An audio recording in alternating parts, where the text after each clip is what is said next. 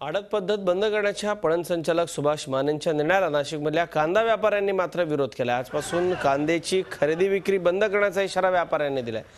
तसंच संपूर्ण शेतमाल खरेदी बंद करण्याचा इशाराच व्यापाऱ्यांनी दिलाय। कांदा बटाटा व्यापारी संघटनेचे अध्यक्ष सोहन भंडारी यांच्याशी बातचीत केली आमचे प्रतिनिधी योगेश खरे यांनी।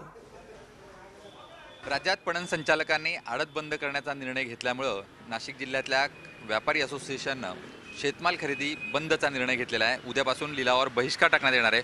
आपल्यासोबत आहे ते कांदा बटाटा असोसिएशनचे अध्यक्ष सोहन भंडारीजी। सर, नेमका काय निर्णय आपण आजच्या बैठकीमध्ये घेतला? पणन संचालक यांनी जो आडत बंदचा निर्णय घेतला त्यावरती सर्व जिल्ह्यातील व्यापाऱ्यांची बैठक झाली। त्या बैठकीमध्ये आडत्या हा घटक संपुष्टात आलेला आहे। आडत्या हा घटक प्रथमतः शेतकऱ्याचा माल स्वतः रोख चुकवत होता आणि खरेदीदाराला उधार देत होता, परंतु आता आडत्या हा घटकच राहणार नाही। त्यामुळे खरेदीदाराला कांदे हे उधार मिळणार नाही आणि खरेदीदार हा शेतकऱ्याला रोख पैसे देऊ शकणार नाही। अशा परिस्थितीत कोणताही खरेदीदार हा लिलाव सहभागी होऊ शकणार नाही। जोपर्यंत पणन संचालक या परिपत्रकाला स्टे देत नाही किंवा शासनाकडून स्टे मिळत नाही तोपर्यंत आमचा लिलावात सहभागी न होण्याचा निर्णय कायम राहणार आहे। सर्वच संघटनांनी हा भाग घेतला आहे। अन्नधान्य भाजीपाला याबद्दलचा काय निर्णय? सर्व शेतीमाल जे बी असतील त्या सर्व शेतीमालाच्या विक्रेत्यांचा हा निर्णय आहे।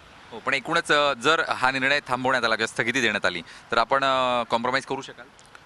ह्या निर्णयाला जर स्थगिती आली किंवा ह्या निर्णयाच्या संदर्भात अगर पणन संचालक आमच्याशी चर्चा करायला तयार असेल तर त्या संदर्भात आम्ही विचार करू। एकूणच घाईघाईनं हा निर्णय घेण्यात आला आहे। जर व्यापाऱ्यांना सोबत घेऊन त्यांच्याशी चर्चा केली गेली असती तर कदाचित हा प्रश्न आता निर्माण झाला नसता, पण एकतर्फी निर्णय घेण्यात आल्यामुळेच हा प्रश्न निर्माण झाला आहे। त्यामुळे आता व्यापारी उद्यापासून नाशिक जिल्ह्यातली संपूर्ण खरेदी बंद केलेली आहे आणि याचा फटका हा शेतकऱ्यांना बसणार आहे। व्हिडिओ जर्नलिस्ट सोनू भिडेसह योगेश खरे, झी मीडिया, नाशिक। झी 24 तास रहा एक पाऊल पुढे।